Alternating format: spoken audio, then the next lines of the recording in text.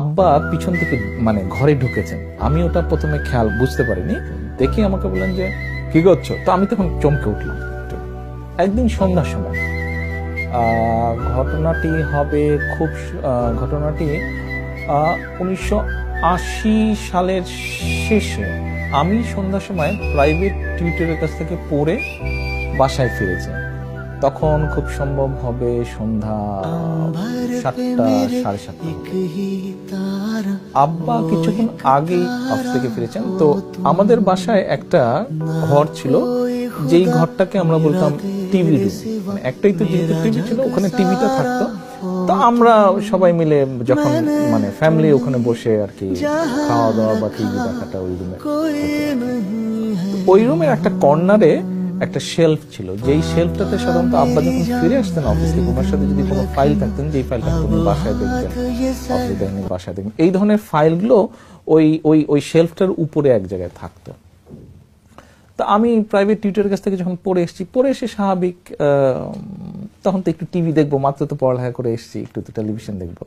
তো আমি টিভিটা চালিয়ে চেয়ারে বসতে যাব, তো হঠাৎ খেয়াল করলাম যে আব্বার ফাইলগুলো যেখানে, একটা ফাইলের ভিতর থেকে একটা ছবির কর্নার বের হয়েছে, একটা ফটোর কর্নার বের হয়ে আছে। তো আমার কাছে একটু লেগেছে যে কি ব্যাপার, ফাইলের মধ্যে ফটো। তা আমি মনে করছি হয়তো কোনো ছবি হয়তো ঢুকে গেছে বা কিছু একটা হবে। তা আমি গিয়ে ইন্টারেস্ট বশত, কৌতূহল বশত আমি ছবিটাকে টান দিয়েছি। টান দেওয়ার পরে দেখলাম যে একটা রকেটের ছবি, একটা সুন্দর রকেটের ছবি একটা। তো এর মধ্যে আব্বা পিছন থেকে ঘরে ঢুকেছেন। আমি ওটা প্রথমে খেয়াল বুঝতে পারিনি কারণ আমি খুব মনোযোগ দিয়ে রকেটের ছবিটা দেখছি। তো হঠাৎ উনি পিছন থেকে উনি দেখেছেন যে আমি ওটা দেখছি।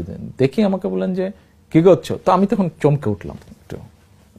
তার যে না, এই যে তোমার ফাইলের মধ্যে এই ছবিটা ছিল, এই ছবিটা দেখছিলাম এটা। তো আমাকে উনি বললেন যে কিসের ছবি এটা বলতে পারবে? তাহলে যেটা তো রকেটের ছবি একটা। বলে হ্যাঁ রকেট, তবে এটার সাথে স্যাটেলাইট ফিট করা আছে।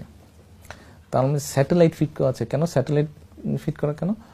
বলে এরকম একটা স্যাটেলাইট, এটা আমি 1980 সালের কথা বলছি, আমরা এরকম একটা স্যাটেলাইট জার্মানির সাথে করব এবং ওটা আমাদের নিজেদের স্যাটেলাইট হবে। এটা আকাশে থাকবে, ভূ উপগ্রহ কেন্দ্র যেটাকে বলে, যেটা আকাশে থাকবে। তো আমি বললাম যে তাতে লাভ কি হবে আমাদের?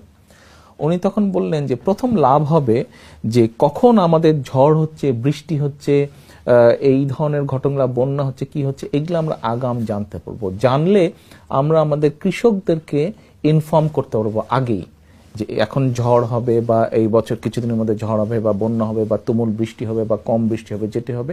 তাহলে আমরা সে কৃষকদেরকে যদি বলতে পারি এবং তাদেরকে যদি আমরা সাহায্য করি, তাহলে আমরা আগে থেকে মেজারমেন্ট নিতে পারবো, স্টেপস নিতে পারবো, সো দ্যাট কৃষকদের জন্য সুবিধা হবে। ফসলের কোন ফসলটাকে কিভাবে কি করবে সেটা তাদের বুঝতে, জানতে, করতে সুবিধা হবে। তাহলে এখন যেরকম হঠাৎ করে বৃষ্টি হলে, অতিবৃষ্টি হলে ফসল নষ্ট হয়ে যায়, কৃষকরা কিছু করতে পারে না, বা বন্যা হঠাৎ চলে আসে, আমরা বুঝতে পারি না, সেই জিনিসগুলোকে থেকে আমরা তখন অনেক ফসল রক্ষা করতে পারবো। অনেক মানুষ তখন ফসল রক্ষা করতে পারলে মানুষ খেয়ে পরে বাঁচতে পারবে। তার থেকে বড় ব্যাপার হচ্ছে আমরা ফসল এক্সপোর্টে করতে পারবো।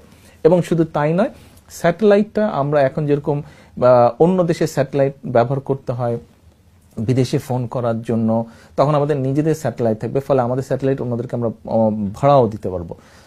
সোজা বিষয়টা হচ্ছে, সংক্ষেপে উনি স্যাটেলাইটের থাকলে কি উপকার হবে এরকম 2-3টে উদাহরণ দিয়ে উনি আমাকে বুঝিয়েছিলেন। এই ঘটনাটা খুব মনে পড়ে আমার, মাঝে মাঝেই মনে পড়তো এই ঘটনাটা, মাঝে মাঝেই মনে পড়ে। এরকম আরো অনেক ঘটনা আছে। তো এরকম একটা ঘটনার কথা আমি বললাম আপনাদের। আমরা যে ওনার খাল খনন সম্পর্কে জানি, শুধু খাল খননের ব্যাপার না, কৃষকের জন্য, দেশের মানুষের খাদ্য নিশ্চিত করার জন্য যে কিভাবে কতটুকু করা যায়, সেটা যে ওই সময়, ওই আমলে অনেক দেশেরই তখন কিন্তু স্যাটেলাইট ছিল না। আমাদের আশেপাশেরও অনেক দেশের ছিল না। এখন তো অনেক দেশ হয়ে গেছে, এখন তো ছোট হয়ে গেছে স্যাটেলাইট। যাই হোক, তখন যে উনি বাংলাদেশের মতন একটা দেশ স্যাটেলাইটের কথা চিন্তা করছে, স্যাটেলাইট করবে, খুব সম্ভব উনি এটা বোধহয় জার্মানির সাথে কথা হচ্ছিল। কারণ ইফ আই রিমেম্বার কারেক্টলি, উনি জার্মান ভিজিটে গিয়েছিলেন এবং ওখান থেকে ফিরে আসার পরেই বোধহয় এই ঘটনাটা, এটা উনি তখনই চিন্তা করেছিলেন বিষয়টা, অত বছর আগে।